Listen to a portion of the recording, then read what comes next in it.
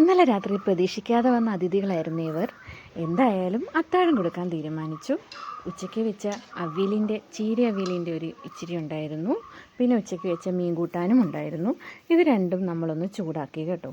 പിന്നെ പുറത്തുനിന്ന് വന്നവരാരുമല്ലല്ലോ, അതുകൊണ്ട് വലിയ കുഴപ്പമൊന്നുമില്ലയെന്ന് തോന്നി. എങ്കിലും എന്തെങ്കിലും ഒരുക്കാൻ തീരുമാനിച്ചു.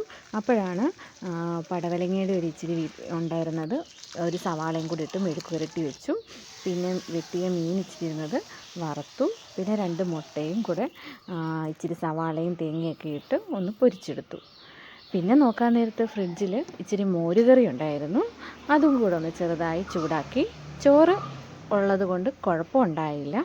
ഏതായാലും എല്ലാം ഇച്ചിരി വെച്ചപ്പോൾ ഒത്തിരി കൂട്ടാനുള്ളതുപോലെ തോന്നി. രണ്ടാമത് ചോദിച്ചു കഴിഞ്ഞാൽ പണിയായിരിക്കും. എങ്കിലും ഒന്ന് പിശുക്കി വിളമ്പിയപ്പോൾ എല്ലാവർക്കും തികയ്ക്കാനായിട്ട് പറ്റി. അങ്ങനെ പ്രിയ ചേച്ചിയുടെ മാങ്ങാച്ചാറും കൂടെ ഉണ്ടായിരുന്നു. അങ്ങനെ ആയപ്പം ഒത്തിരി കൂട്ടാനായിട്ടുണ്ടായിരുന്നു. അങ്ങനെ എല്ലാവരും കൂടെ സന്തോഷത്തോടെ ഇരുന്ന് ഫുഡ് കഴിച്ചു. ഇച്ചിരി കൂട്ടാനായിരുന്നെങ്കിലും എൻ്റെ കൈപ്പുണ്യം കൊണ്ടാണോ അതോ കൂട്ടാൻ്റെ ഇതുകൊണ്ടാണോ എന്നറിയത്തില്ല, ഭയങ്കര ടേസ്റ്റായിരുന്നു. അതുകൊണ്ട് എല്ലാവരും സന്തോഷത്തിരുന്ന് ഫുഡ് കഴിച്ചു. അപ്പോൾ അത്രയൊക്കെ ഉണ്ടായിരുന്നുള്ളൂ. Tata bye bye.